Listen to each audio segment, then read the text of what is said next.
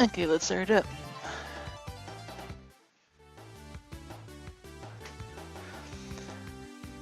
And yeah, you can see that I pretty much have all the levels unlocked and all the Chaos Emeralds unlocked. And that's because, like, I have already played this game before, but, like, it was initially on a different computer. So, I thought, like, if I wanted to kind of enjoy the game like I used to, like, I kind of wanted to have my save file that I used to. Not to say I don't enjoy it otherwise, but I like having all the Chaos Emeralds unlocked. It's like a satisfying feeling.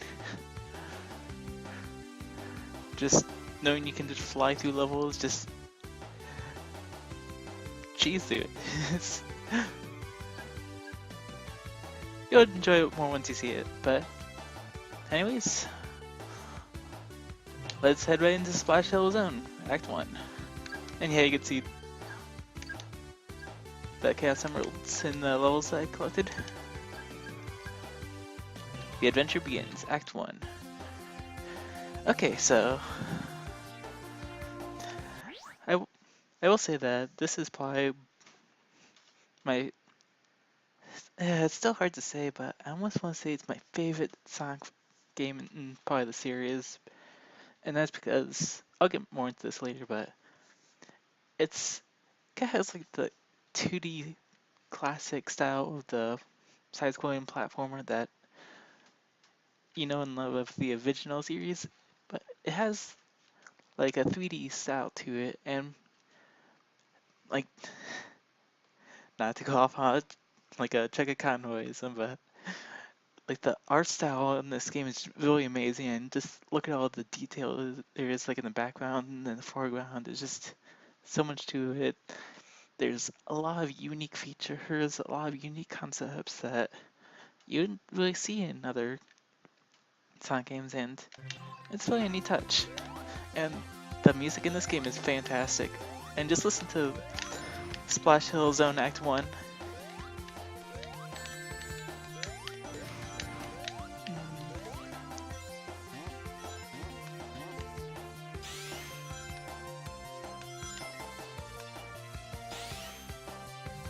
Oh my god. Hey Josh, how's it going? Pissed off. Yeah, I saw about that. I don't know how people in Rocket League can be so toxic. It's so stupid. Like, I don't care about the verbal harassment, but when you start griefing against your own teammate and try to lose when you're winning, it just blows my mind. Yeah. Also, Super Sonic Go. And yeah, I just started up my nice. stream. Yeah, I'm there. Nice. I mean, I gave him a couple own goals on us because I was like, you know, yelling at him in chat. I'm just like, why? Why are you fucking doing this? Yeah, there's no reason for him to beef like that. And you're on our team, act like it. Yeah, because we were winning 5-1, and then the opponent's teammate left. And I just said kind of like a passive-aggressive quick chat, like, okay, or something to my teammate. But it wasn't like a big deal. And he's like, why are you mad? I'm just like, question mark? Like, I wasn't mad. Also, and just then he started doing that. I'm just like, oh, you think I'm mad, so you start griefing? Like... Also, just one thing to know, like, one thing about Sonic 4, like, that I don't know too much of other cases, but I love how in this game, like, there's a unique song for each act in a zone. So Splash Hill Zone Act 1 has a unique song, and then Splash Hill Zone Act 2, like, has a completely different song. It's just really fun to be able to listen to all the various songs that are in this game, and normally you wouldn't really see that too much. Like, usually it's like the same song throughout each act of a zone. So it's really neat to be able to see all these different songs. Yeah. Yeah, that's cool.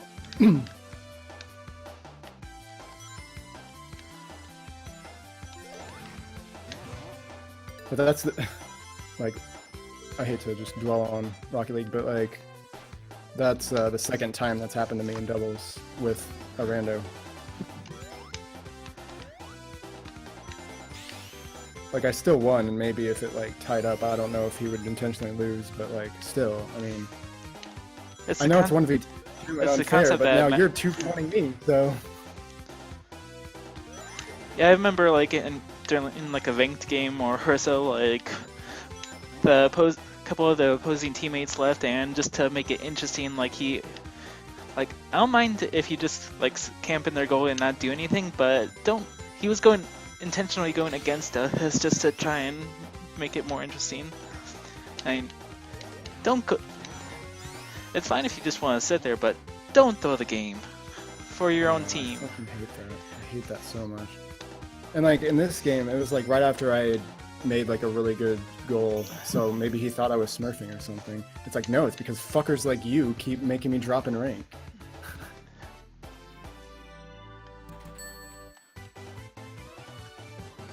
Because you grief against me. It's like, what the hell is wrong with you? You have to play with a teammate, like a pre-made. You just can't play with randos. Yeah, and like I know, like how you said, like it's good to play. Sometimes it's good to play with randos, but I just can't trust randos enough with my rank to be able to play with them because of cases like that. Yeah, and I get that. I'm just saying it still helps you get better. I'm not denying that, but it's just like, yeah, it's hardly worth it.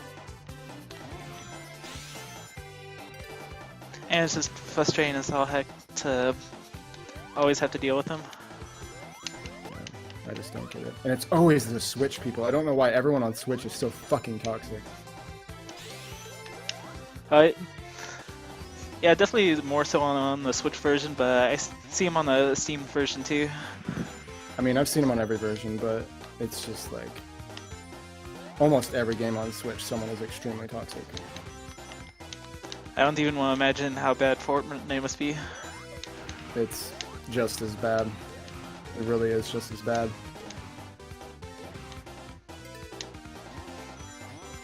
All competitive games just have that fucking community for some reason. It's really toxic. I don't get it.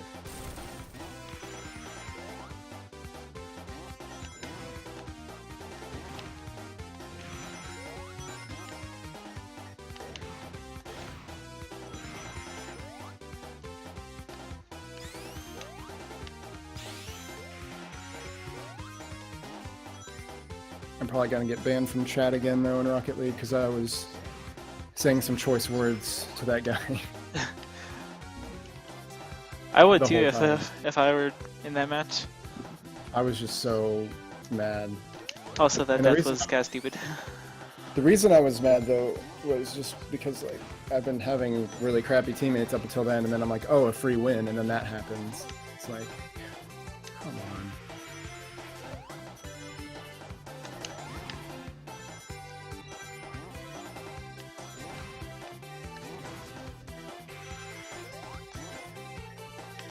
Yeah, kind of similar with like how Chuggo was talking about like Mario Party. Like it's like the people you play with kind of like make or break a game, and that's easily a proof of concept. Yeah.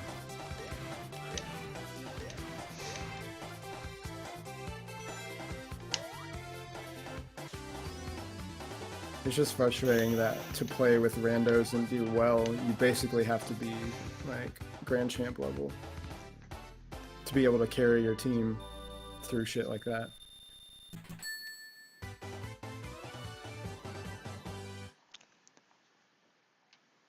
So freaking frustrating.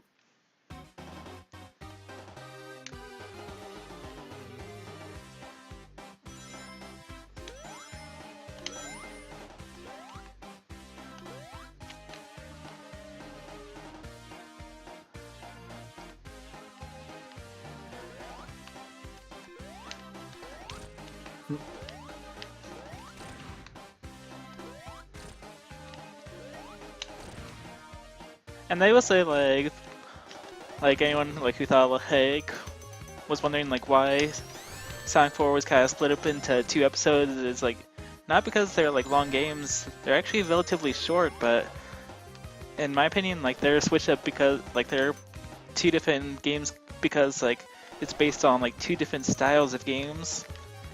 Like if you see this boss, like it's based off like the original Sonic 1 Green Hill Zone boss fight, and like a lot of the like you can even see like Act 1 of Splash Hill was basically kind of like Green Hill Zone Act 1, and Yeah.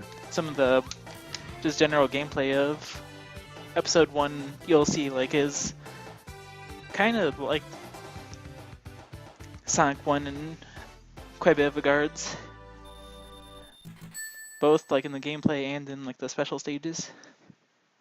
Which I will get onto that later because like I have already cleared all of them, so I just want to have Super Sonic unlocked. And then like you'll see that Sonic 4 Episode 2 is pretty much similar to Sonic 2 and in a sense kind of similar to Sonic 3 and Knuckles, but mostly like Sonic 2. So that was just something I was thinking about like just kind of before we started.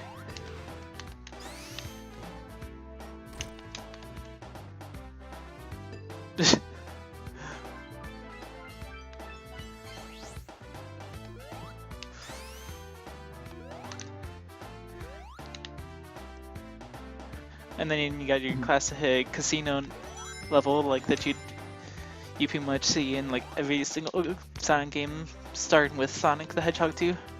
Yep. Which is which I'm actually I think it was in Sonic 1. Now that I think about it, because yeah, I don't remember. I know for sure in Sonic 2, but because I think it's I been a while almost for Sonic 1 for me. because I think I remember like trying to go for the Chaos Emeralds in that and kind of struggling at one point just because of cheap enemies in the casino level. Oh jeez. Oh no! Please don't get Eggman. No. No. Hey, Sonic. I'm not completely screwed then. Yeah, if you get all 3 Eggmans, you lose all your rings, so just before anything too bad happens, I'm going super. Yeah, because you need like a certain amount of rings to do it, right? Yep, you need 50 rings at least. Okay.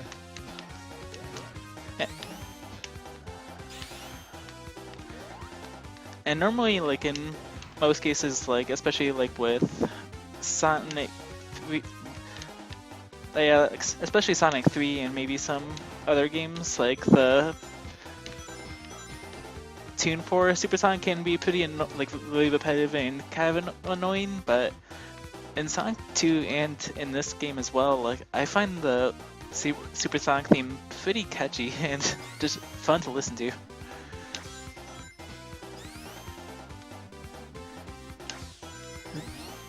And it does kind of repeat after like maybe 10 seconds, but it's still really catchy.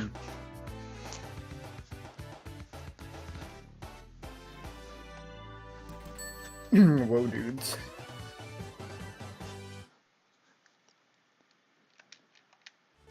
Oops, I forgot to go straight to the next act. Oops. Also, this Casino Street Zone Act 2, this is where like the game just really threw me for a loop, because this is the first case in point where just like this is kind of like case in point where Sonic 4 kind of made this its own game, because like there's a lot of unique concepts. So you can see like little playing cards right here. If you run right into them, like you can kind of like match cards in a sense, and like you could, like if you get matched like 3 cards in a row, like you can get quite a bit of like extra lives or a lot of rings. And alongside this music, which I'm going to turn up now because this is definitely one you want to listen to because it's fantastic. Oh, whoops, I turned it up on the desktops.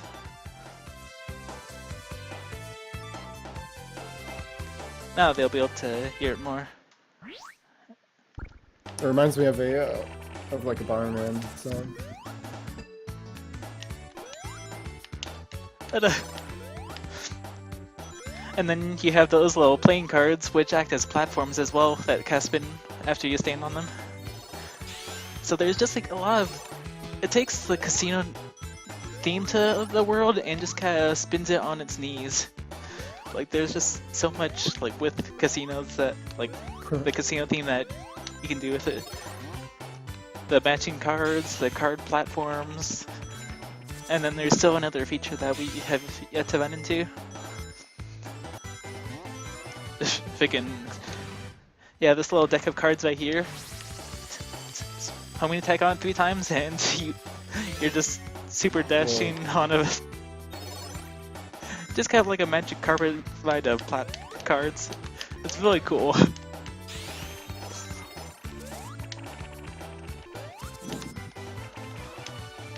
Oh,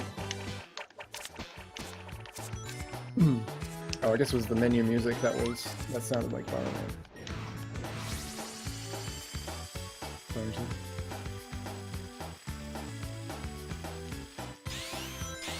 Shred the Gnar, Sonic. Shred the card Gnar.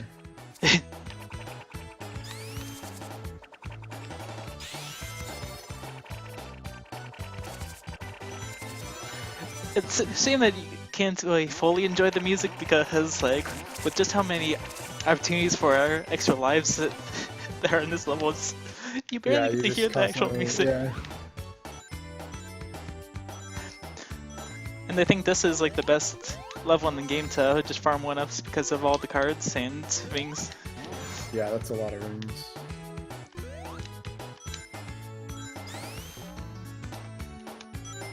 That's what I liked about the casino level in Sonic Adventure. I just liked grinding as many as I could. Oh yeah.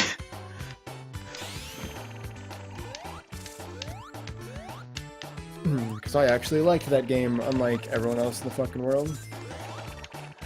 I like that game too. Yeah, I liked both Sonic Adventures and Sonic Heroes. Sonic Heroes is a little less interesting to me, but I don't know. A lot of the 3D Sonics get just too much crap, but yeah. I don't care. I get people's complaints about a lot of them, but it's just like, man, sometimes you just gotta enjoy stuff for what it is. But there's not much of an excuse for like Sonic 06. That's the one I can agree with. That was like probably the worst. It was still playable though. Like it's still a Sonic game that you can play.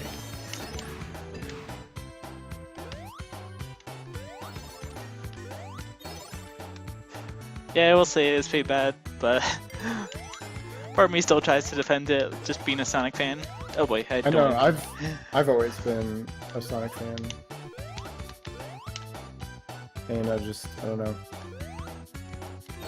Even though people nowadays just constantly complain about all the new games, it's like it's had a great run through the years, like in my opinion. I just don't know what people want, because it's like you have, this game, you have Sonic Generations, you have Colors, which I have yet to play, but like that's a handful right there of really good like Sonic games that people agree are good Sonic games. I still have yet to actually... So what if there's a bunch of bad ones too? I still have yet to actually play the Steam/console version of Sonic Generations. I played like the first level, but I haven't played much into it. Because I think like I wanted to stream it at some point, because like I discovered that it is like quite different from the 3DS version of Sonic Generations. So I kind of want to have my first have a blind reaction to that game. Yeah, it would be a good one. I played all the way through it once. I have it on PS3, I think. It's been a while since I played it, but I did enjoy that one. And then the Sonic Rush games where you have like both Sonic and Blaze. Those are great ones. I loved Sonic Rush. That was the only one in the Rush series that I played, was the DS one, the first one.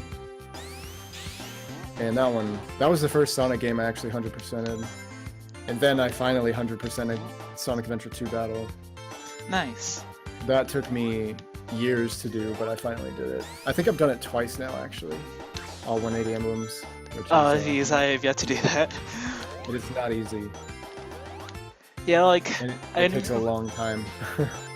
yeah, like one of my friends, like Scooter, like 0070, like he's in the Rocket League server, like he was streaming that game earlier on, and I want to do like 180 emblems along with him, but I know I was having a little bit of problems on the tails racing, like the boot his boot level. That can be, yeah, that can be tricky if you're not like get used to it, and if you played it as much as I did.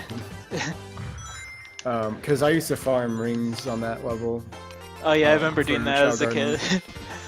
Yeah, so I had so many plays on that, and I would just do like the 100 ring mission and just see how fast I could do it. I actually had some, well, I wouldn't say world record times, but at the time they were like world records on this world record site that I posted them on. But Also, hey Nick, how's it going? And yeah, I totally forgot to change my game name and title. yeah, I don't think people will care too much though. I actually also started streaming a 180 emblem like playthrough, but I never finished it. But I'll probably get back to that because I still have that file, so I'll probably get back to it. Because I was playing it on the PS3 version. I have the GameCube version as well, which is the one I played the most, obviously. But I had to buy it again when the HD version came out.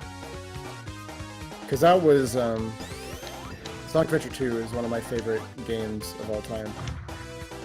And being a Sonic fan, like even though I already have Sonic Adventure and Adventure 2 on GameCube, like I still got it on Steam anyways just because of how much of a Sonic nerd I am. Exactly. It's like same with Secret of Mana. Like I've bought that game like at least 2 different ways. And us with Rocket League as well. Yeah, Rocket League I bought it, well, twice technically, but I got it gifted to me on Steam. But yeah, I've played every version of Rocket League. That's pretty crazy.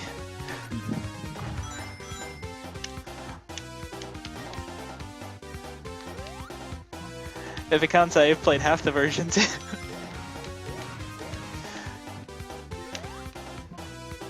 Tommy's telling me to play Call of Duty instead.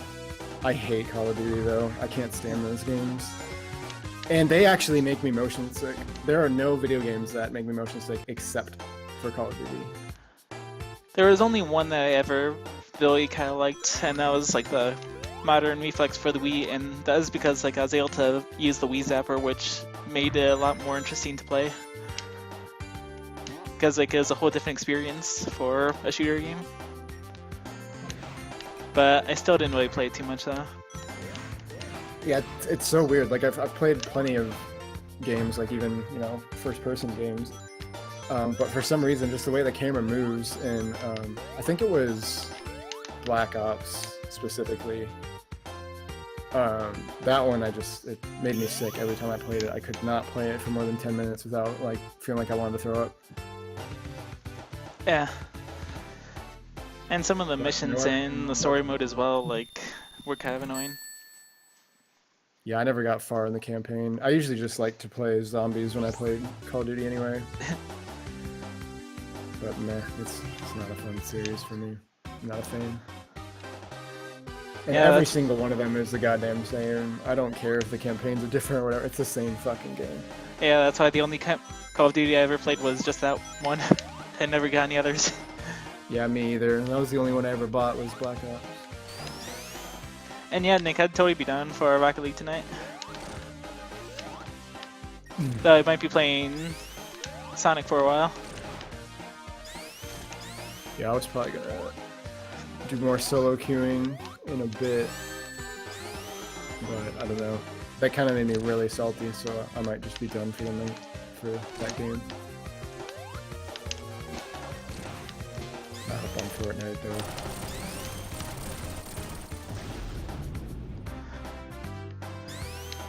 Just when stuff like that happens, you have the right to blame your teammates at that point. Like, there are times when it's okay to blame your teammate because it is their fault.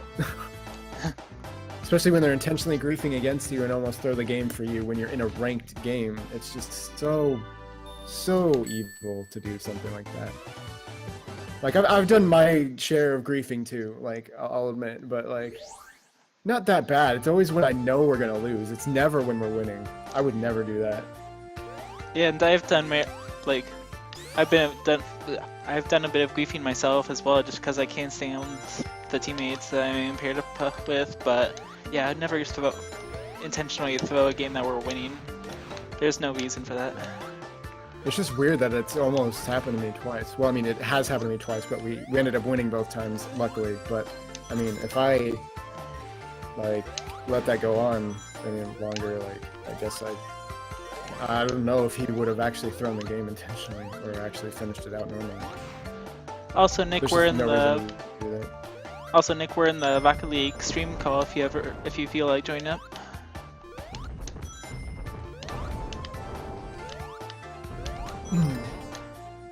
This level kind of remind Donkey Kong Country Returns just a little bit. Oh, that was unfair. Yeah, I can definitely see where you're getting with that. And yeah, I think like this is the suspensions of Labyrinth Zone from the original game, because you can even see these little red spiky guys, as well as all I the don't spears. remember. I think it just reminds me of Donkey Kong Country Returns because of the. I don't remember what it's called, but it's kind of like 3D but 2D. Yeah. It's like a side scroller, but it's 3D. I don't think you were in call at the time, but like, yeah, I was saying that, like, how this was like one of my favorite Sonic games because like it has the 2D side-scrolling classic style of Sonic that we know and love, but it also has like that 3D aspect of it as well, because you could definitely see in like the graphics and such. Because Yeah, and that's what I loved about Generations because it had, you know, the same levels, but you could do 3D Sonic style or, you know, side-scrolling Sonic style. And there were missions for like both in every level, so. and like in the 3DS version, like there was like, I'm not sure if like the console version had as well, but like in the 3DS version there's like 100 various extra missions that you could do like that you can purchase with play coins, and it was definitely like a fun little extra thing to do. Yeah, Like, I didn't do all the extra missions or anything. I need to go back and do that, but I just basically played through the whole game vanilla first. I don't know why I haven't gotten back to it. I just play other stuff, I guess. But also, I'm just gonna stay in here and take a board because Supersonic. Oh, yeah, I really. was hoping to do something, but it's like the boulder's not there. Wow. Also, for once, I can actually run ahead of the board because it's not gonna do anything to me. I love Supersonic. I know, right?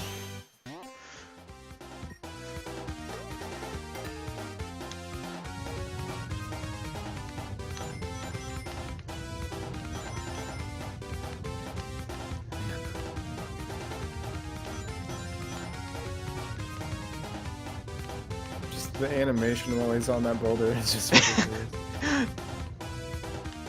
And just seeing Sonic just like trying to balance himself on the boulder is just hilarious.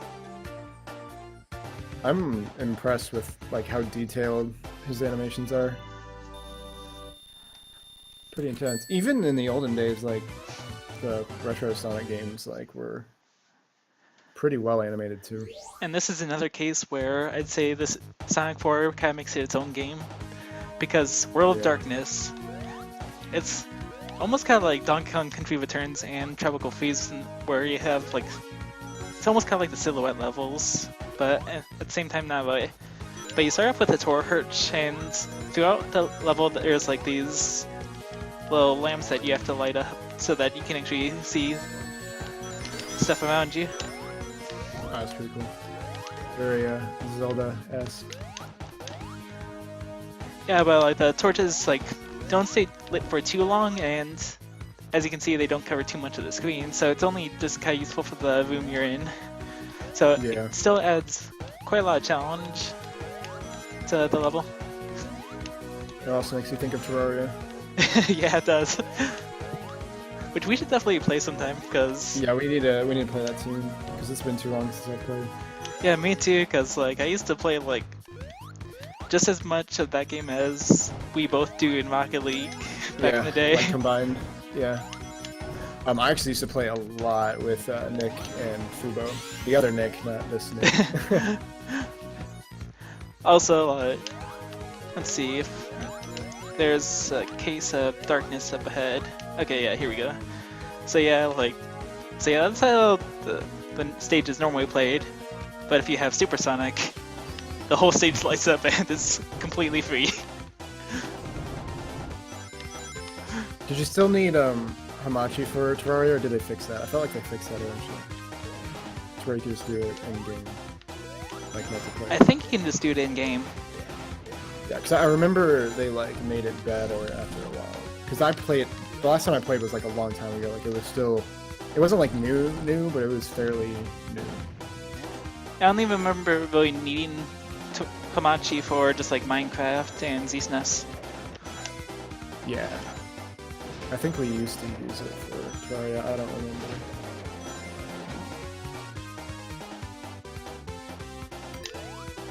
Speaking of Donkey Kong, Minecraft. God, I loved Tropical Freeze and Returns. They were so freaking hard though. Those games are ridiculously hard.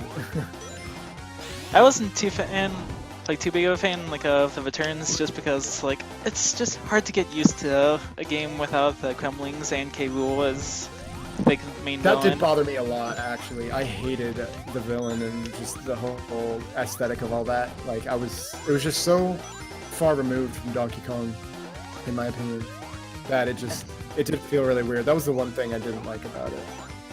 Yeah, and just like I don't know why, but the Tikis just felt completely bland as an enemy. I know like as a game idea, like it's supposed to trying to be its own thing and trying to be creative in that way, but I can't get used to the Tikis, and no matter how much I want to try and get used to them and kind of like them, I can't. But Tropical Freeze definitely does better in that sense. Like they at least have more personality to them, and like I feel like the concepts, like the music and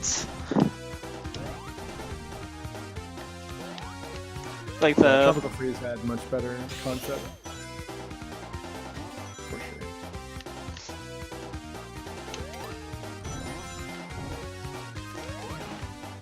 Also, sorry, it's kind of hard to explain my thoughts when playing. Yeah, trust me, I know that more than anybody. I need to get back to editing some stuff and recording. Because I keep taking too long of breaks when I'm not like trying to. It's hard to keep up with it.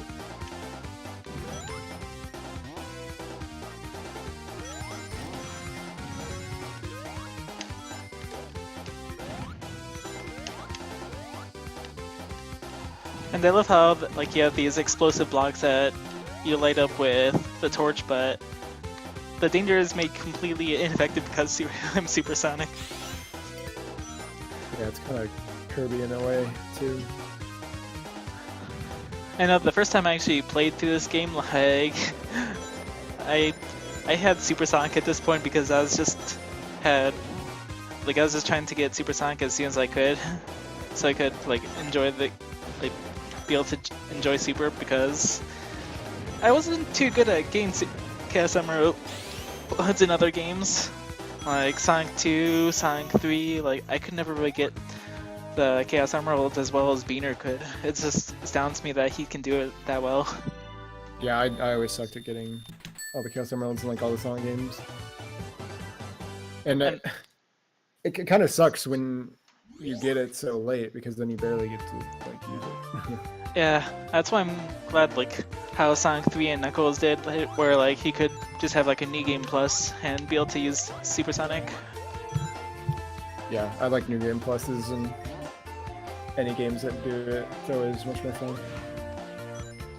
I'm kind of sad that like any Sonic game didn't bring back like the whole Super Emeralds and the Hypersonic or Hyper Knuckles and such like that. Yeah. Because like I know like it's a whole another seven emeralds for you to collect, but I really liked the idea of having another stage, like another form past Supersonic. Yeah. Also drowning. Wait. What? Ah. Ugh, I hate that. That always happens too. Why can't I catch it when I'm following? Underwater maze.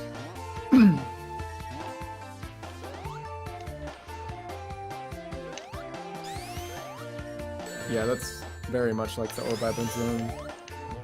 Yeah, and I believe like later in this level there is like the old infinite loop that the last zone in Labyrinth Zone did have.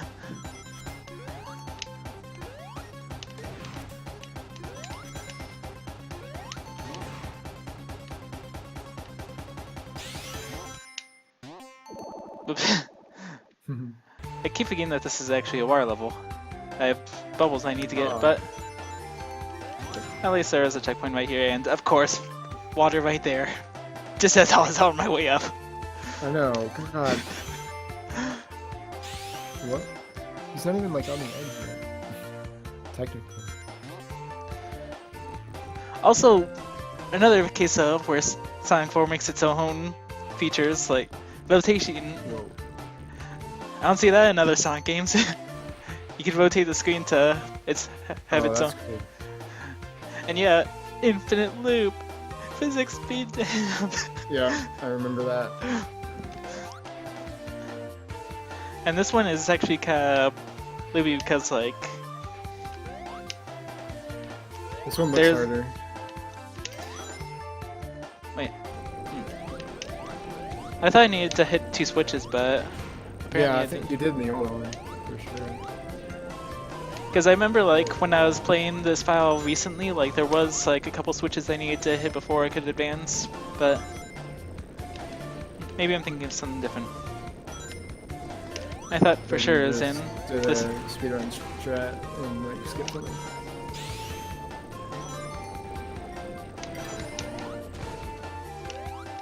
Also, speaking of speedrun, Yeah.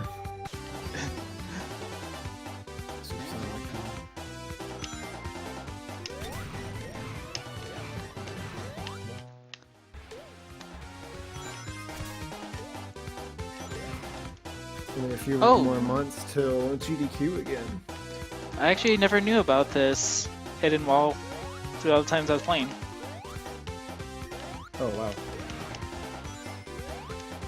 Although GDQ is doing something next month at like TwitchCon or whatever, I think it's TwitchCon, something like that. I'm not sure what it's gonna be, but I'll watch it, whatever it is.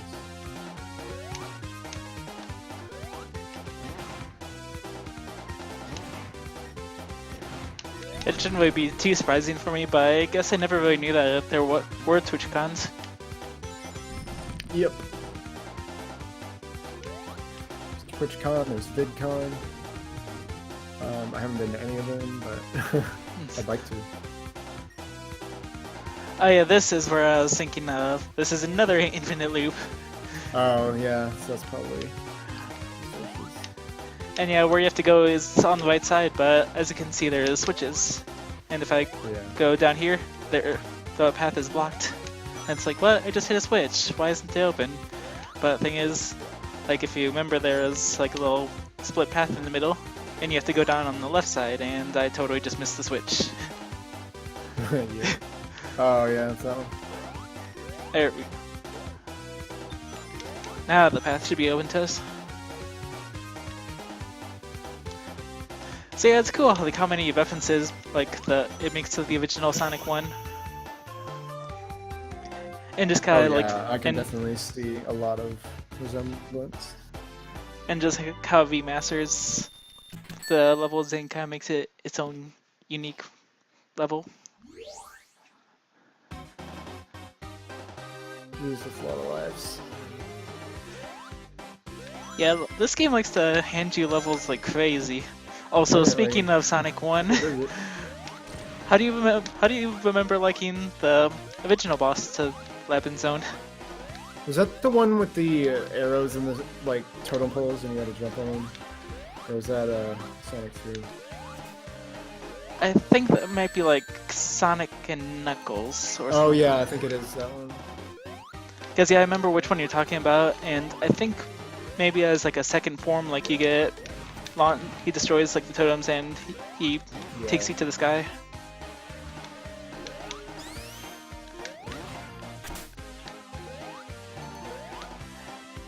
And that was always kind of like a fun, kind of cheapish fight because you can always, like if you do it right, you can just stay on top of the totem poles after bouncing Yeah, on that's them. what I always did.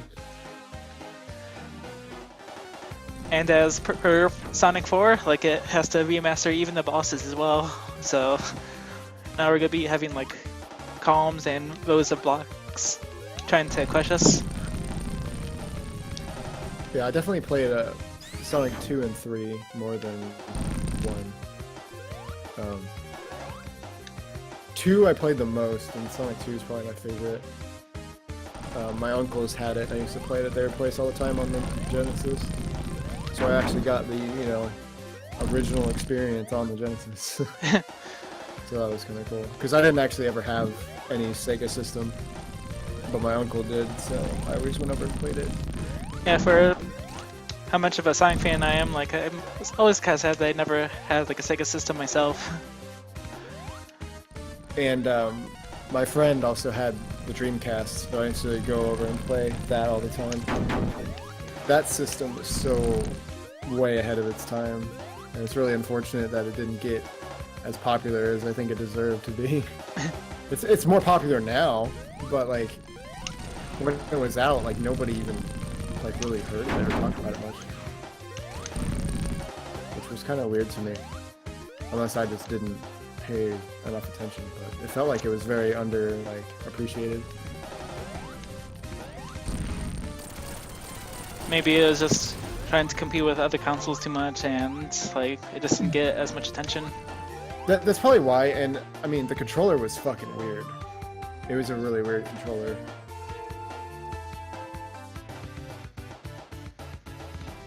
But it was a great system. I remember playing this, I think it was a Miss Pac-Man game that was kind of like Pac-Man World. Or maybe it was a Pac-Man World game. I swear it was Miss Pac-Man though.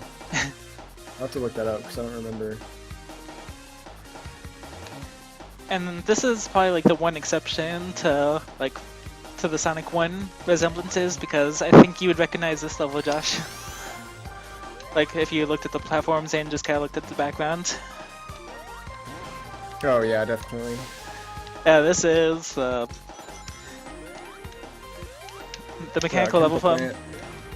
not Chemical Plant, but it was one of the very last ones. It was like Oh, like Scrap Brain.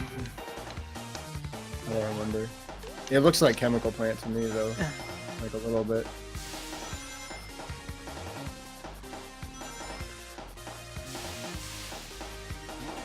This also reminds me of a level in Sonic Advance,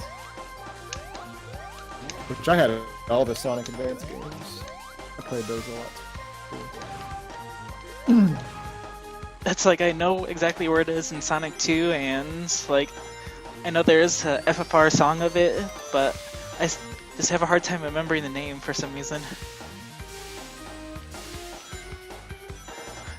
And this level, like in Sonic 2, was a pretty unique one because like this was the only like level to have like 3 acts that the third act wasn't the boss.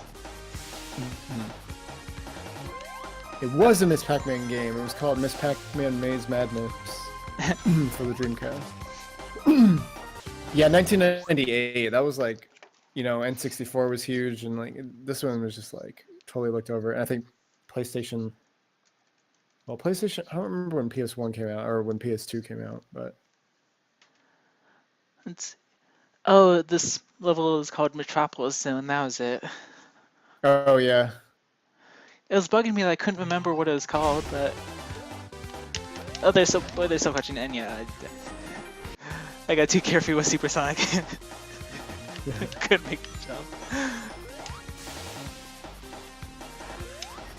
I'm watching gameplay of this Pac-Man game that I remember playing, and holy shit, like, this really was way ahead of its time. For 1998, this is impressive. But yeah, it played just like, or not just like, but very similar to the Pac-Man World game. Speaking of Pac-Man, are you gonna be getting like the Sega arcade, like that has like all the different various Pac-Man games? The Namco Museum? Oh yeah, that was it. Maybe. Those the Namco Museum games are always really good.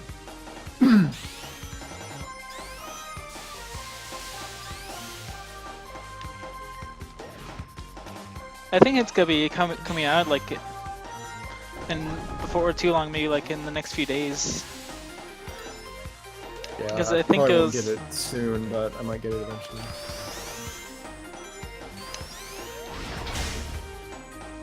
I'm still waiting on the Undertale Collector's Edition because Oh, yeah. like the initial game got released on Switch like last week, but for the anyone who got the Collector's Edition, like because the slipcases weren't able to be shipped to to Fangamer's office, like it got pushed back for a week, and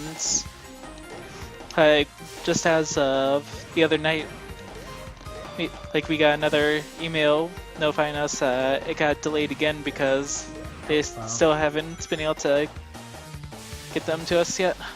So, well, get to Fangamer. So like, what they're trying to do, and I think it's really impressive that they're going this far out of the way to make the customers really happy. But they're ordering like temporary slipcases like from a different vendor, so that they're yeah, like one, they're getting temporary slipcases from a different vendor, and like two, they're saying like a firm date like when it's going to be. They're gonna try and get it to us by, like they said that either way they're gonna be sending the the collector's edition with the slipcase, like either temporary or the permanent version by the end of this week. And three, like they were gonna, if the final slipcases didn't arrive by this week, they'd just send out the temporary one, and they'd send out the final one when they did come in, as well as like they gave us a $10 card for like future orders as well. So like that's just a lot to do, like to make us happy, like after just being delayed like maybe by 1 week or two. Which you don't. Fangamer is a really good company. I've bought merch from them before. And I like that one Lumen CD that I showed you like some of the songs for. Like I got that from them, as well as poster from that game as well. Yeah, and they always do really cool, like, they always send cool merch for GDQ as well. They're always a sponsor for that, so. And also they have like the AGDQ and like SGDQ like NES cartridges. Yeah, I want to get some of the GDQ shirts that they have. I saw like that there was like a Star Fox 64 shirt, but it made me sad that it was sold out because it was really cool. Yeah, they sell out a lot because they get a lot of business. Do you know like if items that were sold out, like do you know if they come back in stock? I don't know. I think they do. I wouldn't see why not, unless they like announce that they're discontinuing it. Also, I'm Invincible and Supersonic. Jeez, double win. Oh boy. I think I'm still safe. So I might be able to do. That's gonna make someone dizzy or have a seizure. Wow. See, that shit, like, does nothing to me, but Call of Duty, I'm, like, immediately motion sick. It's just weird. Because their graphics are also bad.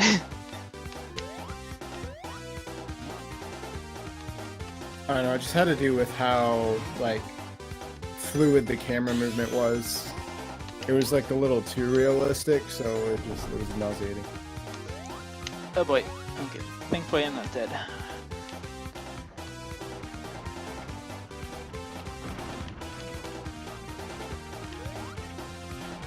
I mean, I'm very sensitive to motion sickness, so it's kind of surprising that no other video games, like, affect me like that. But I hate roller coasters, like hell. I even get motion sick in a car sometimes. Not like motion sick, but I get, like, that drop in my stomach sometimes. Pretty much whenever I'm playing a game in the car, like, I always feel motion sickness. It's definitely hard for me to play for longer than No, yeah, if I play a game in the car, I will get car sick.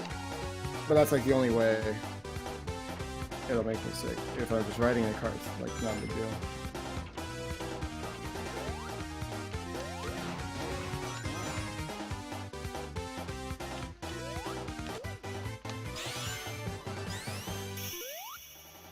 Even just, like, being on my phone or, like, playing a mobile game or something while riding in a car, like, it makes me feel sick after a while. But I hate roller coasters for multiple reasons, though. I don't do roller coasters.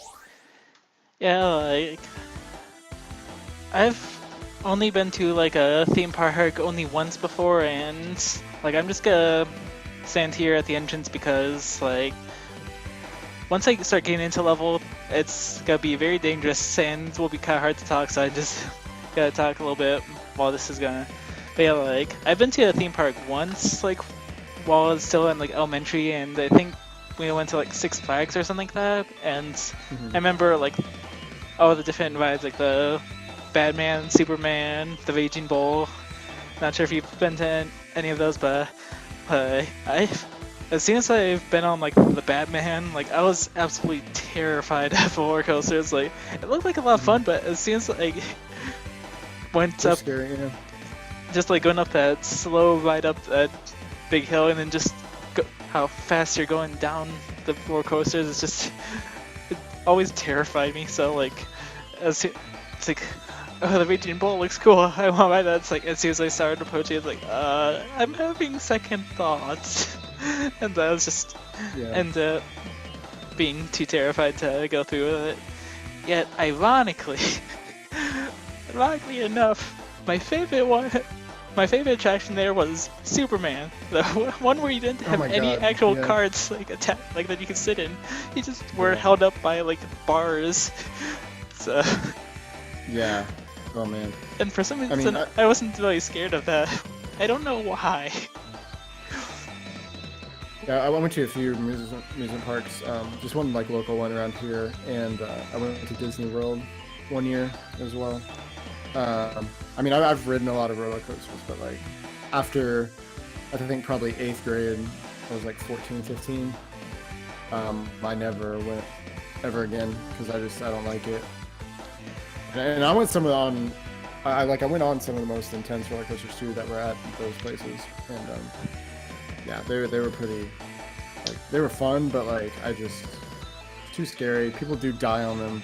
It's really rare, but yeah, like, speaking of that, like, along with what you're saying earlier, like, for other reasons of not liking roller coasters, like, I'm not sure if you watched, like, Chugga Conway to help, but, like, he mentioned that one time, like, he is terrified of roller coasters. I think he's terrified of roller coasters, but, like, because, like, one day, like, he was actually at an amusement park, like, one of the roller coaster attractions, like, derailed, and yeah, like, quite a bit of people actually died from that. It's just crazy to think that. That's always my worst fear, because that happens every now and then. So that's the main reason I don't like roller coasters and don't go on them anymore, since I was, like, 15.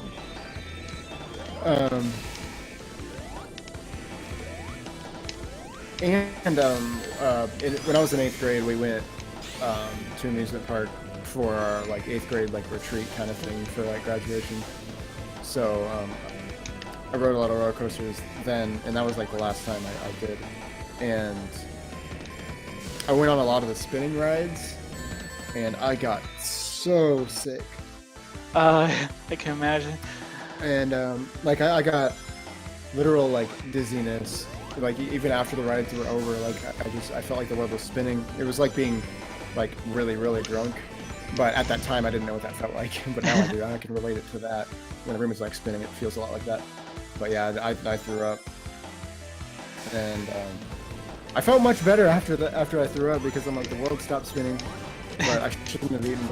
Spinning rides are definitely ones that I'd never go on. Because those make me, like, I can't even swing on a swing set anymore. Because that makes me sick too.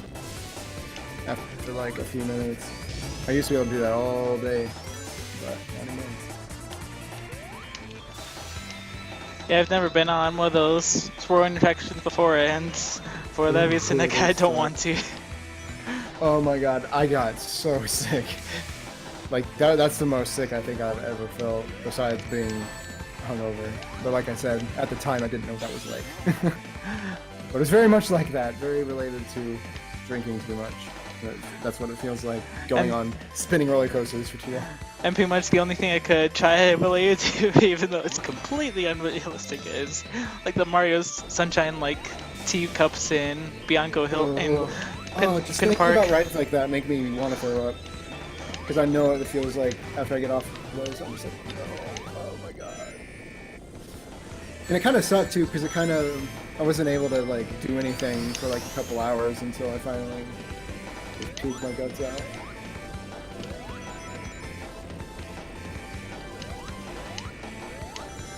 But yeah, that was the last time I ever went to any amusement parks, and like if anyone like invites me, I don't want to go most of the time. Like it sounds kind of like party pooper-ish, but it's just like I just don't have fun at them because like I don't want to ride anything. Like some of the carnival-esque like games and stuff are fun, but like that's like all I really do. And eat funnel cake, because it's the only reason to go there is to get funnel cake. Yeah. But Also, I'll like watch people go on rides and stuff if I go, but I will not ride anything. yeah. Also, hey, I'm Gecko. How are you tonight? Good to see you. What is that? Does that show my age? Is that old? It's like 90s. I hated the was thing. Fucking, oh god. Well, I was born in '92, so I'm right there with you. Yeah, I was 91, so.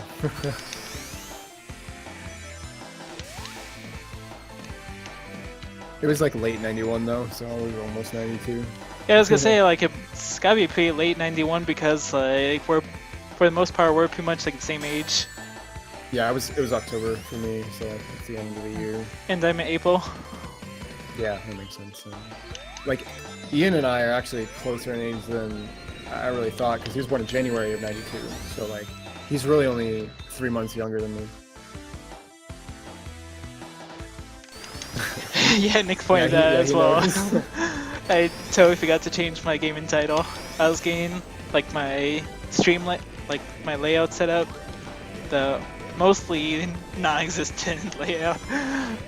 But as I was getting my game set up, and I totally forgot about the Twitch page settings. What capture card do you use? I just use like I actually don't have a capture card, like I'm just playing directly off Steam and using the OBS game window capture for. Oh yeah. OBS, that's right. Duh. I forgot you weren't playing on a console.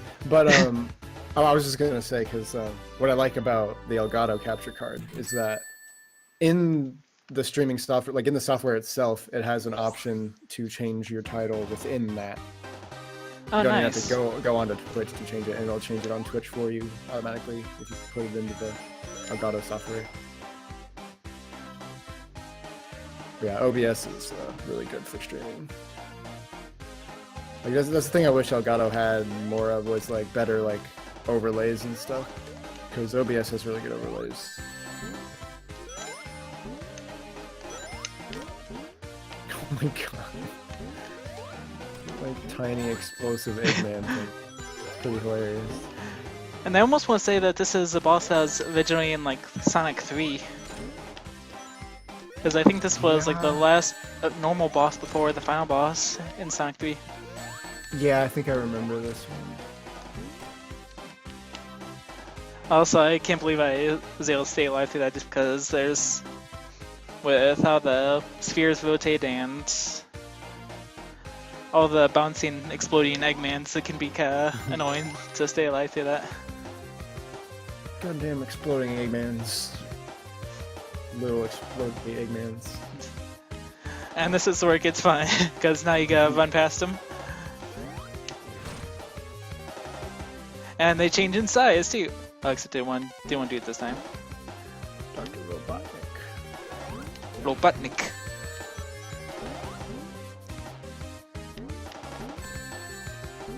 Oops. Dr. Robotnik's mean beam machine. Oh man, I remember having bad moments with that. I played Kirby's Avalanche first, so that's what it reminds me of the most. Oh, that 'Cause I played that parent sucks so bad. There's no way I could that's dodge it. retarded. Whoa. I've never. Oh boy, now I gotta do this first phase over again.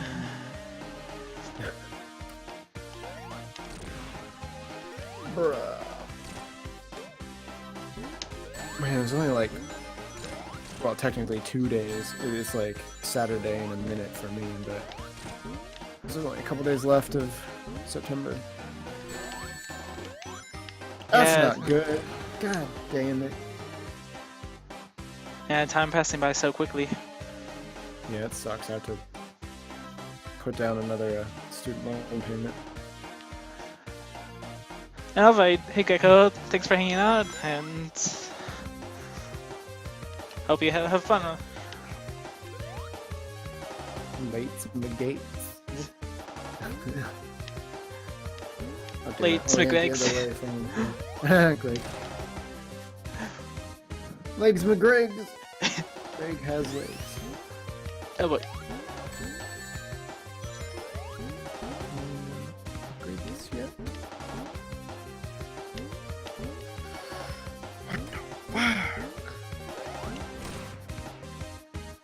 Oh god.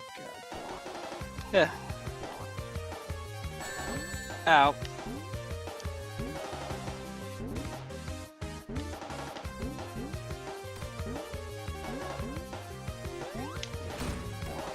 Oh, come on!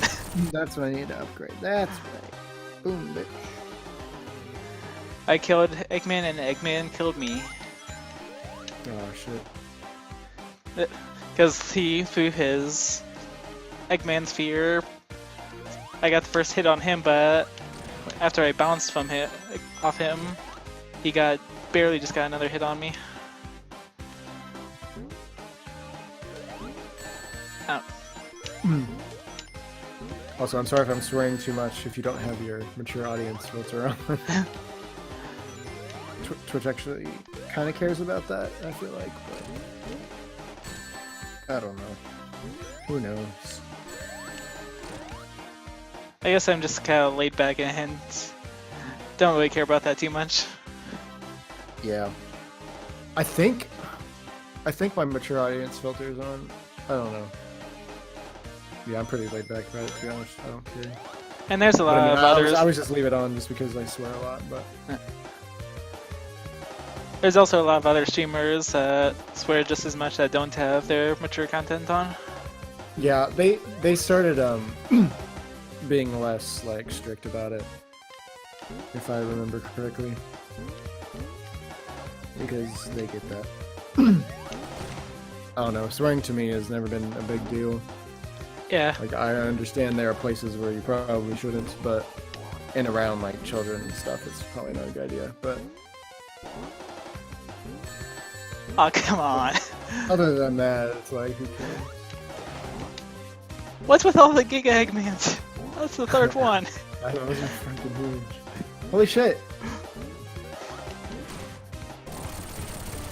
And there was just a fourth one too because it made the sound effect for it, but it didn't actually spawn on screen there.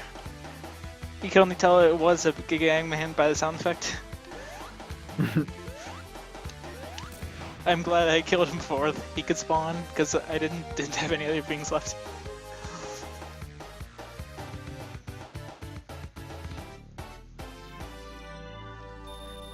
Ring-a-ding-ding. Play the next act. Why? Because it's the Y button. And I'm not sure why it took me back to Splash Hill, because it Weird. actually should have taken me to Egg Station here, because it is right after the defeat the VO Dr. Egg.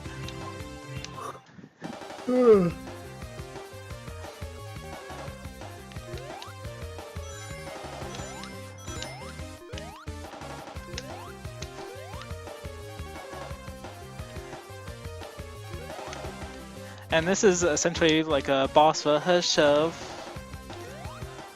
the boss Dr. Eggmans from each zone with less hits. Oh, nice. Even better.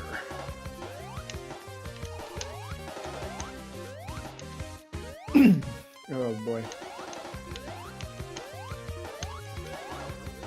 I hate being hungry late at night. I mean, it's not really that late for me. Yeah, for both of us, but being professional night owls. Yeah. Midnight's actually pretty early. Because I don't know about you, but like we're both pretty used to staying until like 4 or 5 o'clock in the morning. Yeah, that's pretty normal for me.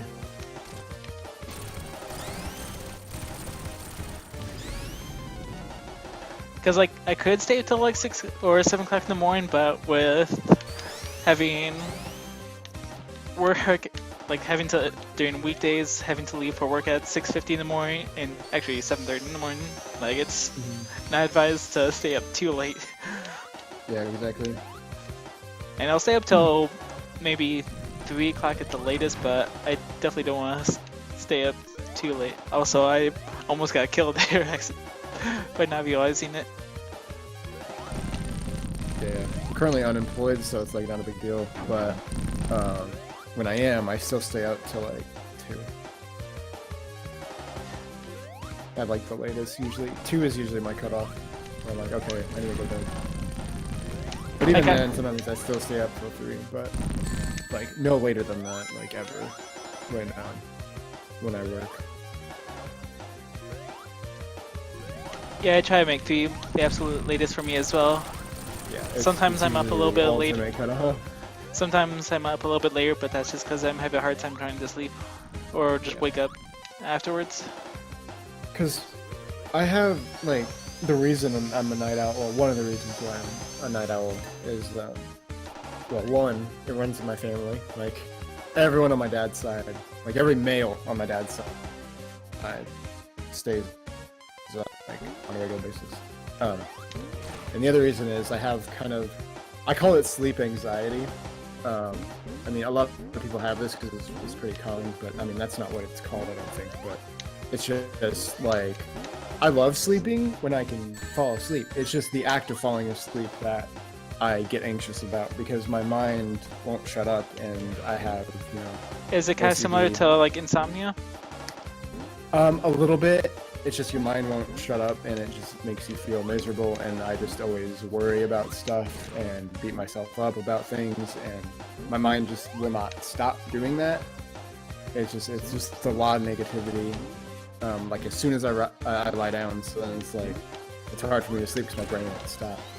So I have like an anxiety of going to bed because I don't want to have to deal with that. So like it makes me stay up later. And I kind of like just getting like really, really tired and then falling asleep because I can usually fall right to sleep once I go to bed when I'm really, really tired. So I kind of just push my body to stay up later, like it's not healthy, but it's what I usually end up doing. Because sleeping too much and sleeping too little are both bad things. And I've always hated like when you try to get a good night's sleep sometimes and you sleep for like 10 hours, you still feel like I feel garbage. tired. I know. I hate that. It's the worst. Or like especially for me, like I'm not sure if it happens to you, but like sometimes like when you fall asleep by accident, that's especially when you feel tired. Yeah. Like, Those are like some of my most miserable moments is when you fall asleep by accident. yeah. Because it's basically just the same as like if you were to get like only a couple hours of sleep. Yeah. And I mean, I take plenty of naps. I mean, I used to. I mean, I like to every now and then if I can, but it's like I haven't in a while. But I remember back in my community college days, I would have morning classes, but then it'd be off in the afternoon. So I would go to my morning classes and then sleep for like 3 hours when I got home. Like that was my routine every single day. I would come home from school, I would sleep, and then like get dinner, and then do homework. That was like my everyday. I just got into that routine so I would stay up really late because of that, because I would sleep through the afternoon to like 5 or 6 p.m. and then I'd be wide awake after that, and then I'd stay up really late, get up really early to go to school, be exhausted, and then have to take a nap. And so it's like I still got the same amount of sleep. It was just broken up at different times of the day. So you can kind of get into a schedule like that. It's kind of nice, but it sucked in the mornings though because I felt extra tired in the mornings. I'm just always afraid to take naps just because like I don't want to be awake at like 3 o'clock in the morning, just always thinking about wanting to get to sleep, but I just can't. That's the downside to it, because I've experienced that as well, where I would take a nap like by accident. I'm like, shit, I slept for 5 hours, but I didn't want to, and then I'm just like up at weird hours, and I'm like, man, this is throwing off my entire schedule. Holy. Normally he doesn't shoot off his arm that quick. Holy shit. Like normally he has like a 2-second delay after he aims his hand there to actually launch it off, but he did immediately there, and it really threw me off. And I only knew his pattern there just because I've had to face this boss so many times, and you were in call with that. Like after we were doing our first Vinx session in the extra modes. Yeah, I remember. Speaking of which, I'll probably get back on Rocket League soon. I know I said Fortnite, but I don't know, maybe I'll get on Rocket League again. Because I want to try to get these next 2 levels so I can get my next avatar border.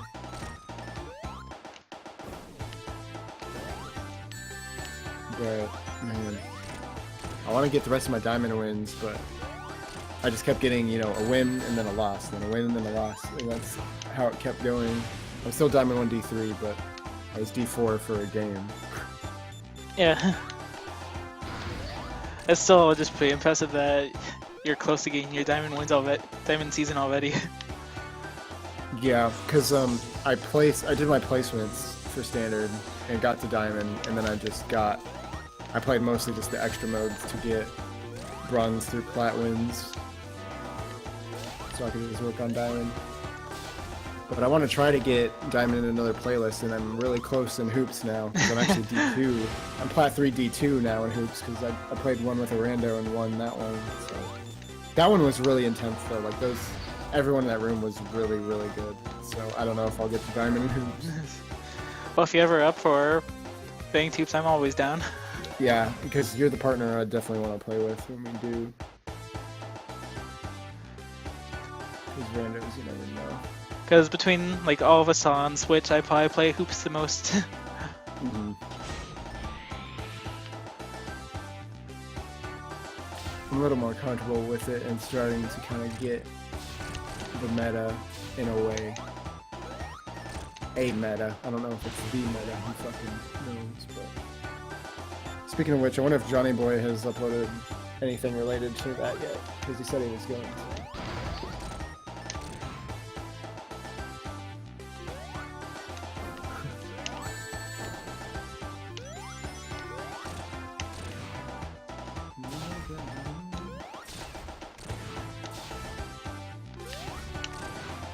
probably be a while because he does a lot of show match stuff.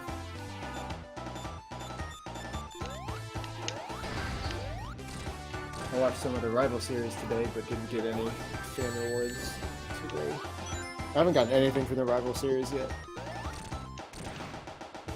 But RLCS tomorrow, starting at noon. So I'll be watching that. Yeah, I think at the time, like, I think I was at Dairy Queen having some dinner, like, when you posted that, so unfortunately I wasn't able to really watch. Yeah, I mean, that was like, they were like halfway through the day at that point, though. They ended around 9-10 p.m. my time. Well, I mean, my time is your time. Yeah. We're secretly brothers in arms. I know. Freaking, And with how close we're similar in personality and just how, like, and our... Midwest, yo.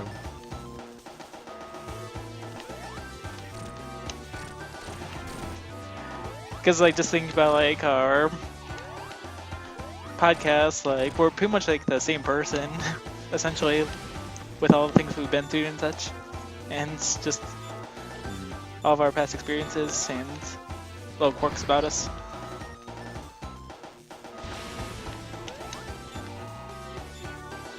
The only difference is, you're red and I'm blue. Alright, there you go, yeah. Yep. Boy. I don't have any rings right now. Boss is pretty brutal. And that last Oh. ring went like into him, so you couldn't have even gotten it. Yeah, it's one thing annoying about this boss is that, like, anytime you get hit, like, after the first time, it just gets sent flying. Yeah, that's what was always difficult about the old Sonic games for me was you know, you get a bunch of rings from the level and then you go to the boss and then you die once and then you have like no rings to collect. So it's like a lot harder to keep them Yeah. when you only have a few for the boss after you fail the first time. So you're like, well, shit. I mean, I get that's the challenge of it, and that's kind of the point, but it's pretty brutal. And it's like, this is like up there in one of the least amount of things that a Dr. Eggman fight gives you. Though Yeah, that's like obscene. I think like in Sonic 1, like I think there, the final Eggman fight doesn't give you any rings at all. Yeah, I don't think so. I never really made it that far without doing level skip, I don't think. Like the cheat code you put in to just select the Yeah. level.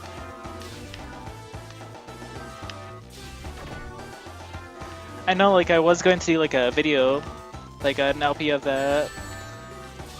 I got like one video of it, like, that I did a long time ago, but I'm not sure if it was because of like the saltiness about failing like special stages or something about like some of the audio like messing up or for what reason, but like it just kind of stopped like at Green Hill or something like that, and I just never got back around to it.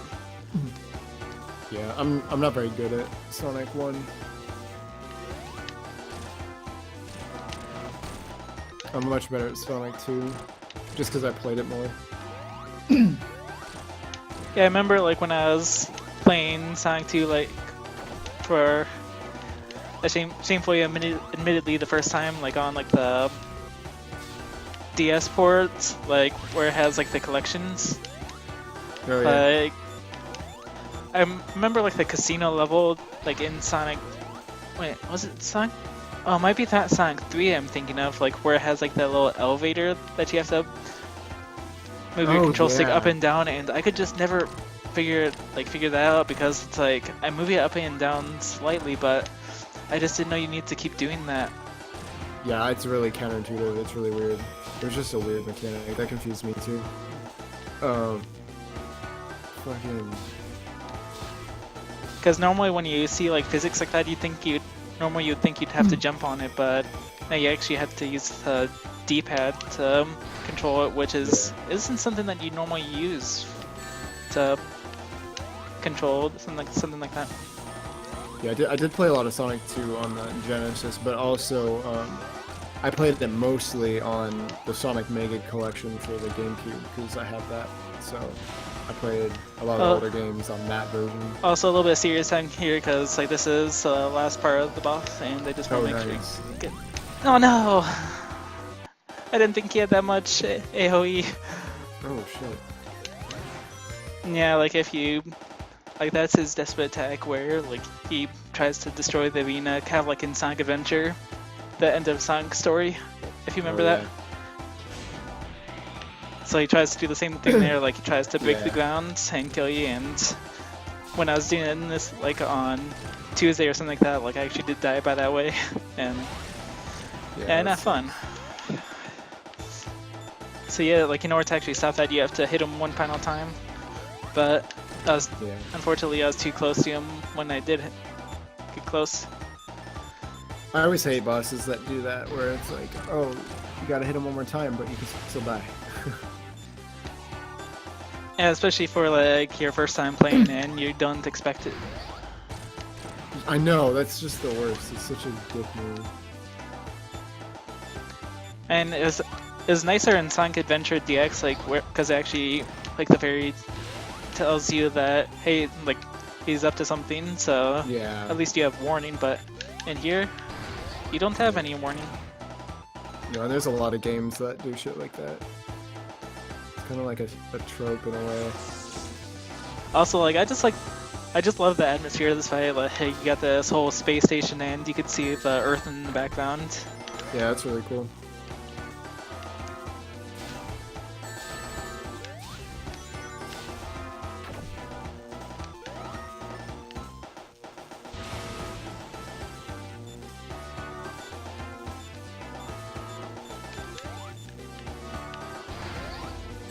Oops.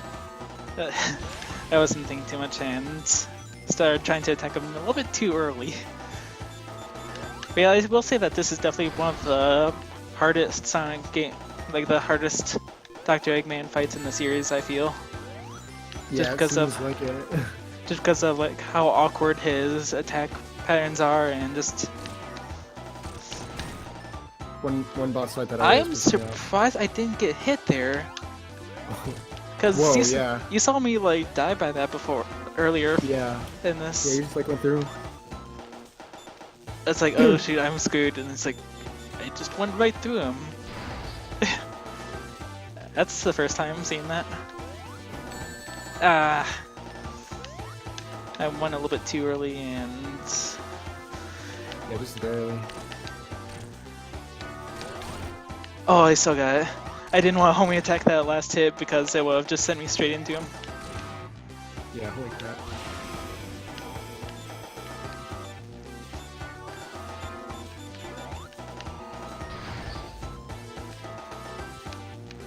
Oh no. Okay. Just his little jumps there just really make Yeah, me that's- panic. Like K-Rool style. It really is, yeah, from DKC1. Yeah. That's what it reminds me. I remember like when Dan and I were doing that for like dang it, our initial like co-op of it, like I was struggling so much on that fight. It's hard. It's pretty, it's a lot harder than it looks. Like, I've done it so many times and I still have trouble with it every now and then. Sometimes I get it pretty quick, but other times it takes me a few tries.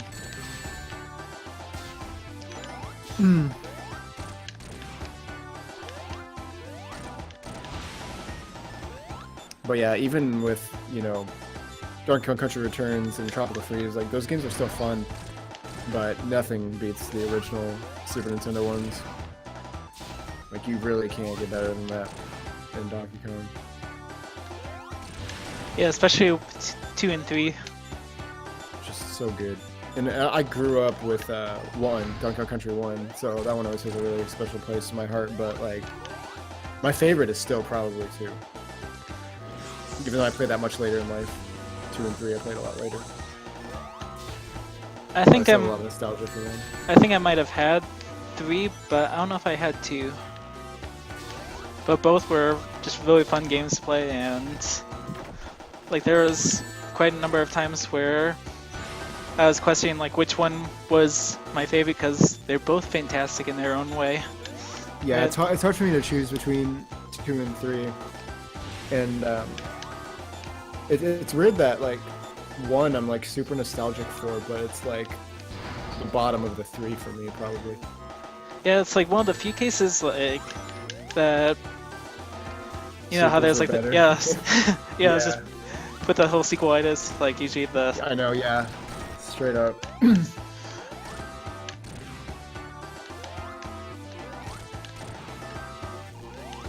I hope I hope Nintendo does that, like what they did with the NES for the Switch Online. I hope they do it with Super Nintendo games, like down the road.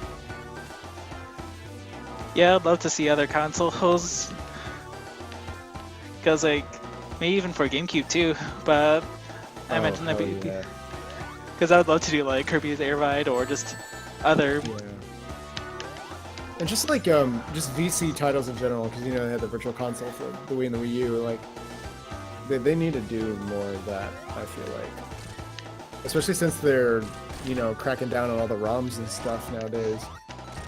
Um, like Nintendo knows that it can make a killing on that. Because you can't get the original fucking copies anymore. And not to mention, the systems are getting old, man. Like, people's are gonna start breaking down. Like, my Super Nintendo still works. My NES still works, but barely. But, like, still, those are gonna crap out completely eventually for most people. And then, what do you do then? Yeah. Also, Eggman's really controlling me with his little jumps here. I know, fuck that. Because that's probably like one of the most annoying attacks to dodge in my opinion.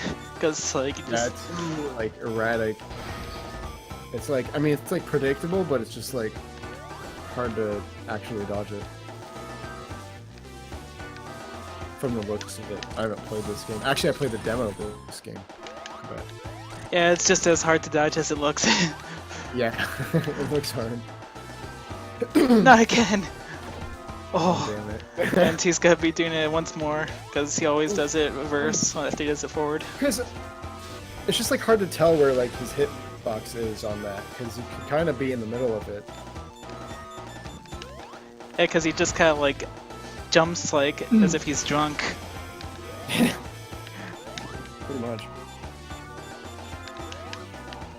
Skipping Yeah, a jump, do the, skipping a jump. He's trying to walk the line, the sobriety test. Ah, And he's just skipping.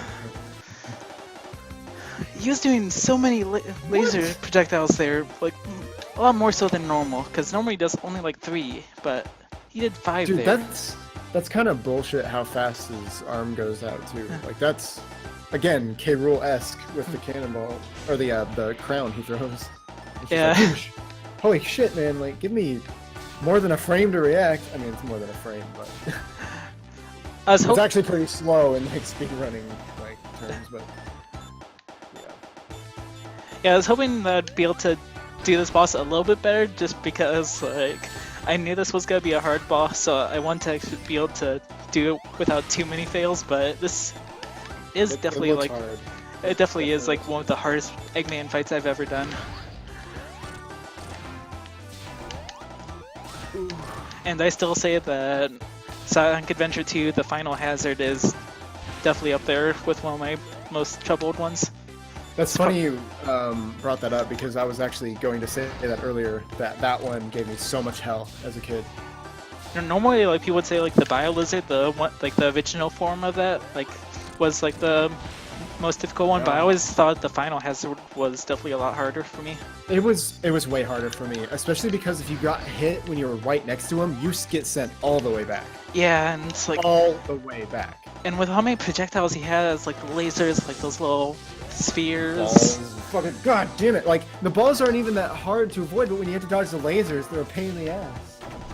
Yeah, and they're when there's 2 of them and they're moving in so many different directions, it's really hard to predict. And And the like, fact that the lasers go like the full length of the arena, like they're so hard to avoid. Wow, you got all your rings back. and then, I was about to say that's completely BS, like how he was just kind of camping on me right there. Yeah. Alright. Back into the Rocket Waves.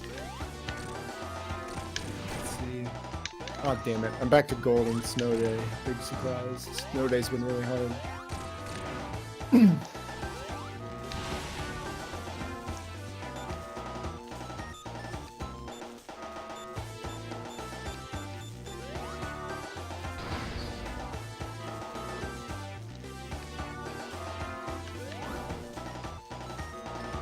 For the most part, the arm is kind of easy to predict, but just like the off chance that just kind of those gets launched a lot earlier than it's supposed to, just can be really annoying.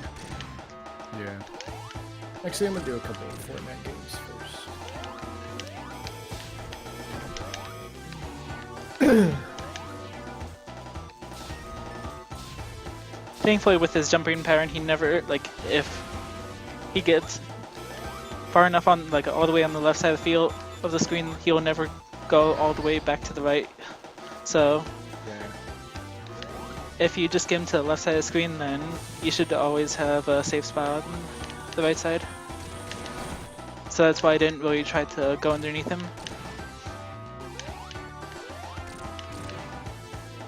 Oh, it said Yoshi was playing the NES online. That's the other Yoshi. Got two Yoshis on the Switch.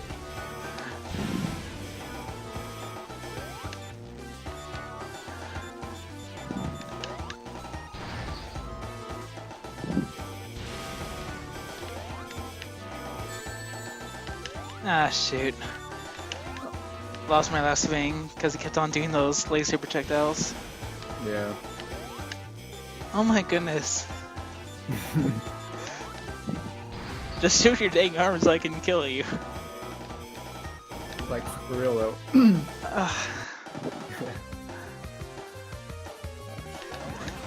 Yeah.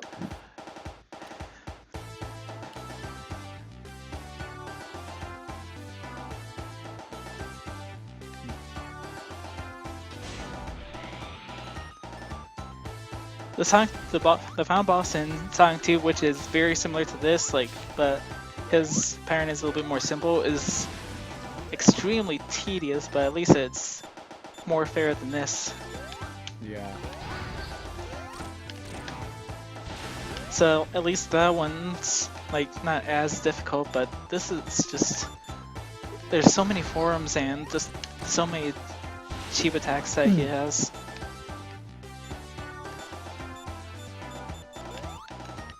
Yeah, Ian must have had to close today. Because he didn't even get on Switch today.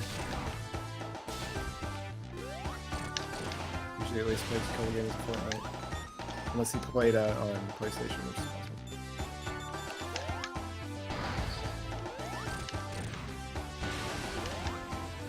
And then I knew Dan said like either Friday or Saturday, like he might be around, but I should have figured that like after like 8 o'clock that he wouldn't have been awake enough to Yeah.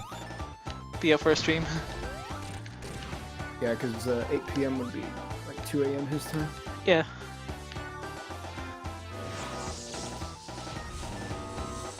Whoa, is that different? No, it's the same.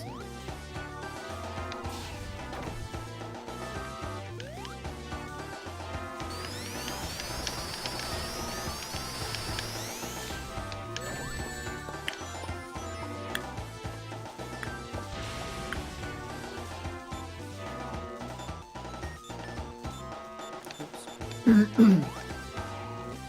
hate allergies. Ah. Yeah, I did another early launch. Oh, fuck. Ugh. Like, I hate how much... exactly, I hate how much I have to clear my throat all the time, but it's just like... I have, like, just allergies all the time, and I, like, always have just, like, crap in my throat and my chest, like, all the time. Just, like, constantly. And I feel like Just, quite a like, bit of never times let like I have like mucus in my throat, so like I always have to cough up quite a bit to try and get it out. I've just been like that for my whole life. It's just always... I've always had that problem. I mean, maybe I should take some allergy meds or something, but I don't know. It's just never been severe enough to really be a problem. But I hate how much I have to do.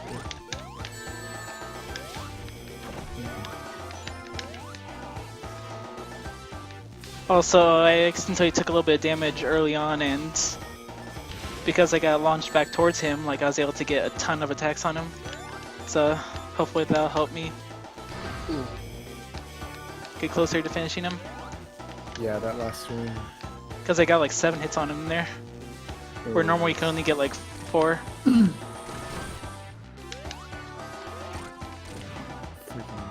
Oh, that laser's bullshit. Yeah, thankfully like it only hits you like if you hit the initial like explosion part on the side, like on the floor. Oh, okay. I got so nervous there because he's. No. I didn't know that he stunned you like when he hits the floor. So it's like, oh man, am I screwed? Am I screwed? But Yay. final stage has been cleared. Hell yeah. That was like pretty quick. Like, you got to the last boss really fast, at least. Yeah, That was like the longest part of the game, was just that boss. it was. Flickies. Yeah, I remember actually playing that game, like the Flicky yeah, title on me the too. GameCube. Yep, I played that too. It was like an old like arcade kind of. Yeah, where you had to save the Flickies, kind of similar to like in Buster Bust Loose, Tiny Toons Buster Bust Loose, where you have to save like each of your friends when they're locked up by freaking Elmira. Yep, I love that game. I always loved Sonic Sonic 4 Episode 1. Yeah.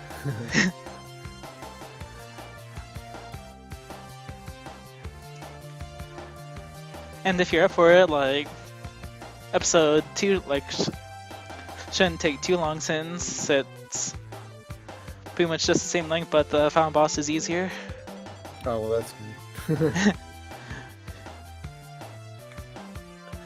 And one thing I was kind of sad about it is like when I was doing like my practice file, like just to recover my old file, like I didn't realize it till like till I got to the last zone that I never actually completed Sonic, like the whole game of Sonic 4 Episode 2 before. Like I just stopped after I got the all 7 emeralds.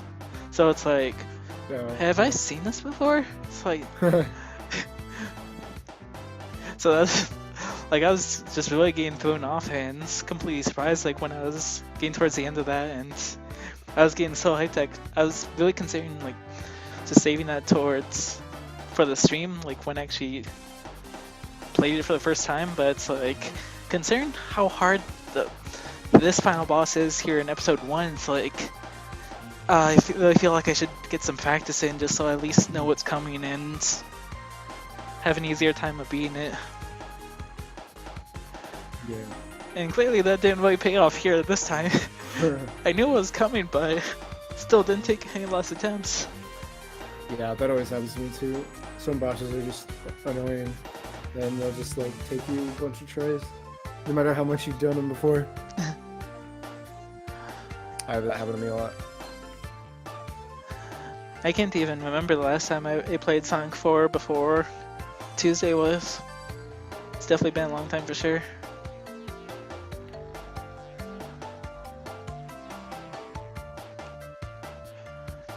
So since we're on the topic of Sonic, like, what was like your favorite Sonic game?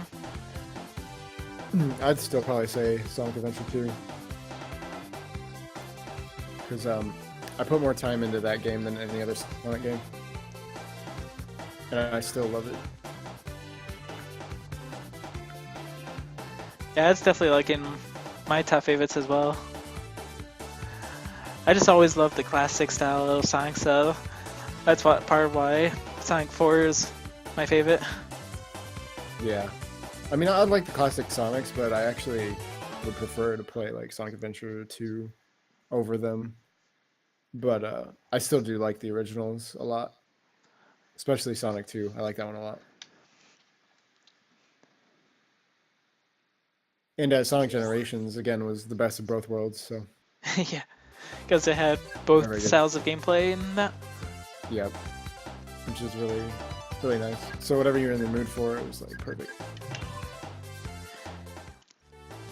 And I was just about to exit the game to switch over to to episode 2, but just remembered that we have the special stages. Oh yeah, I'm curious to see how those are in this one. And this is the other reason why I consider this as a big reference to Sonic 1. Okay, so it is like the Sonic 1 bonus Yeah. stages. Okay, good. Those ones are fun. But except where like the original Sonic 4 was like just continuous automatically rotated, like you can actually control the rotation in this one. Oh, that's way easier than. But like you also have, like in order to advance, like you have rings to collect. You have to get a certain amount of Oh, I rings. see. And Just like some of the later Sonic ones. and you also, because like yeah, you see like how you have like the gate that was there and it showed like a certain amount of rings that you Yeah. need to collect before advancing. But now they That's did cool. Yeah, that makes it much harder than, or pretty much just as hard as the original. but it's The just original so was like sometimes you just like lost because like you fucked up and it's like you couldn't do anything about it. yeah, it's just so much nicer now that you actually have control of the rotation. Yeah, Because that definitely helps with that and not going into the hazard areas. Because more often than not, it was the just automatic rotation and the fact that you couldn't really do much because you're forced in a single direction for most of the time. But Yeah. with the ability to control the rotations, definitely made it a lot easier. But once like it gets a little bit trickier in some of the later special stages because like you really have to avoid some like mean trips that kind of trap you like in some like Yeah. close off areas that kind of intentionally stall time. As long as it wouldn't make me rage as much as Sonic Heroes. Oh yeah, that was easily the worst special stages in the Those entire sucked Sonic so series. much. Yeah, I agree with that. 100%. Because the gameplay was literally uncontrollable.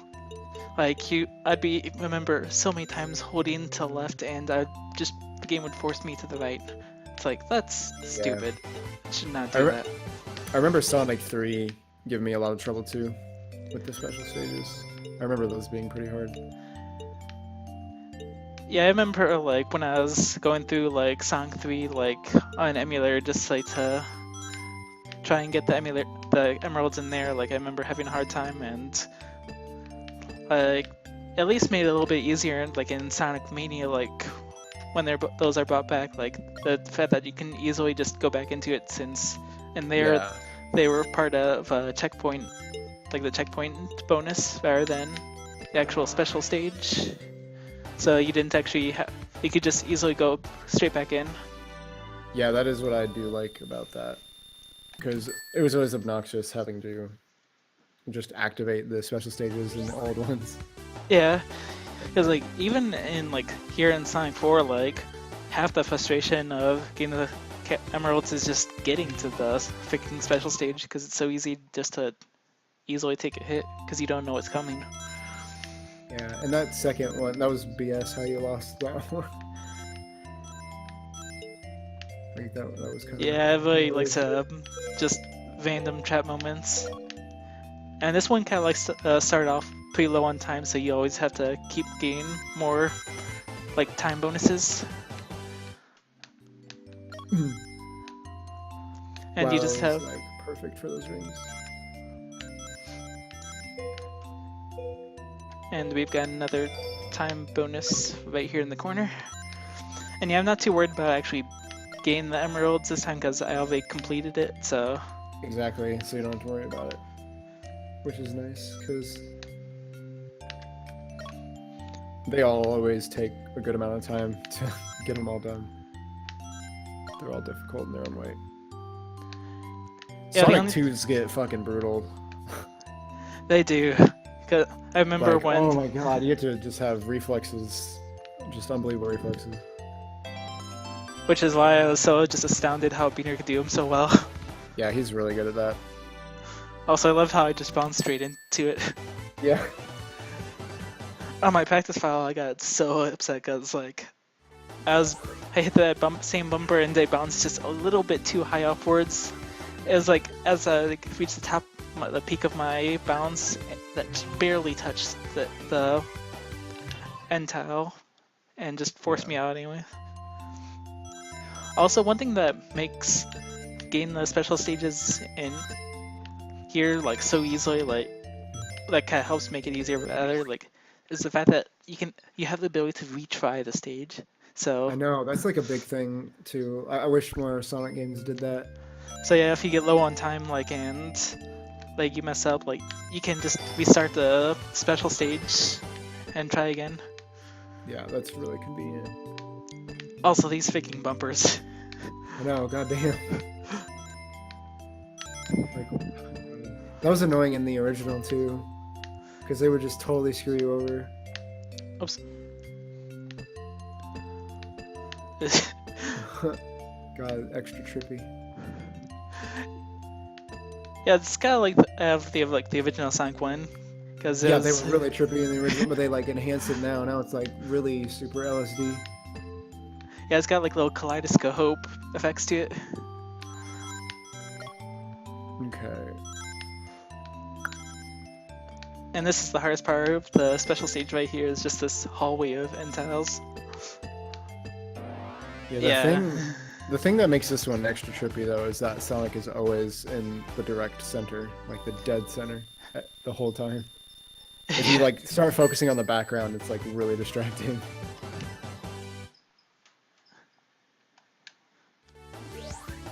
And yeah, if I fail like halfway through the stage, like I don't like care too much. Like the only one I'll really retry on is just like the last one, since that's easy to fail on.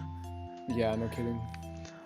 This one I always hate just because you're required to get quite a bit of rings and you're just going around this huge loop. Oh. So this is the first one that you can pretty much wall on.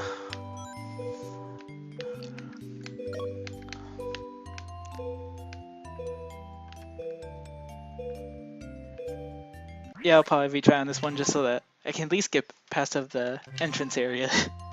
Yeah.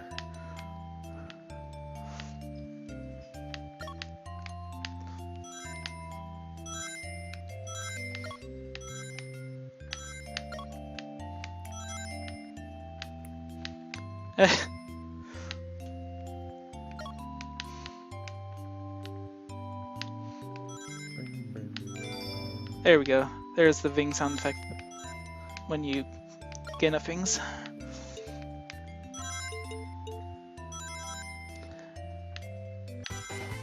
Oh, yeah, and this is the first one that, oh dang it. Yeah, there's like a lot of like trap areas where there's fall through candy cane blocks that'll trap you once you get past them, and Jeez. it just tends to force you in that small spot. Yeah. So that's like the main difficulty of that one, other than the first area. And then this one, you got a lot of time, but it's kind of like a labyrinth of a special stage. Like there's a shortcut there, but you don't want to go there because if you take the shortcut, you'll be missing out on rings, and like you have to have a certain amount of rings like all throughout. So you'll be unlocking a lot of gates, but you don't want to skip them and be missing out on rings, because once you get later, if you do take the shortcut in, like there's only a certain amount of rings per section, so you could get all the rings in that section but still not have enough to progress. So you kind of have to backtrack. So you want to get all the rings early on. You definitely have more than enough time that you need to do it. Like I can just skip that big section of rings and still be kind of fine.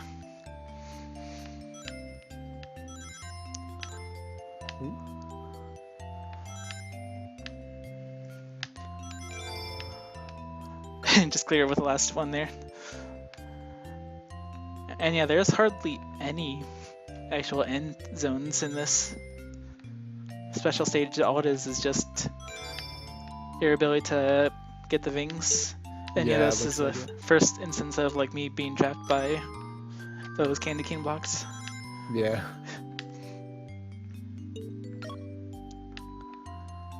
So just make sure you pick up the rings and pick up any time Those, bonuses. it's funny because they look like the Sonic mints from the restaurant Oh from yeah. Hedgehog Sonic, so it's pretty funny. Yeah.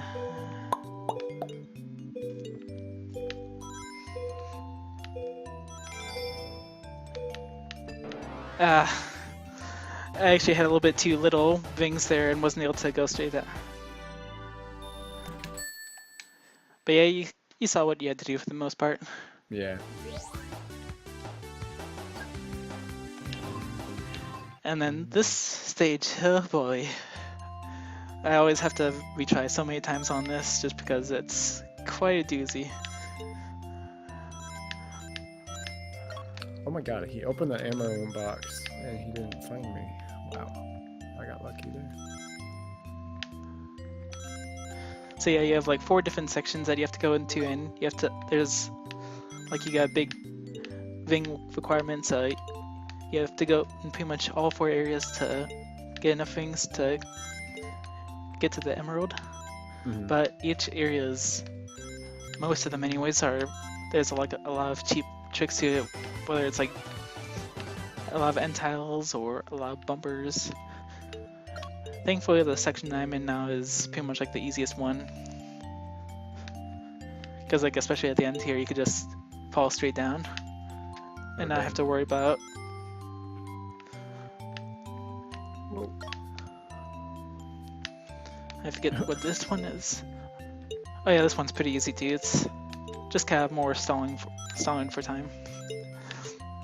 Oh yeah, with all those multicolor ones. Kind of reminds me of, like, speaking of stalling for time, kind of reminds me of like the original Sonic cartoon, like with Scratch and Grounder Yeah. enemies. Like one time, like he's trying to avoid, like he was trying to find like a cartoon artist in Robotnik's Tower, and he was trying to avoid Scratch and Grounder, so he was climbing up like a little. Oh wait. Yeah, like he was going up the little platform, painting windows, and he was singing just like la la la, stalling for time, la la la, stalling for time. And that's just one tune I always got stuck in my head just because of how he said 4, just always made it kind of sound like the number 4. Oh yeah. And yeah, I hate the bumper section for that part. It's That just sucks, yeah. so easy to get cheaped out.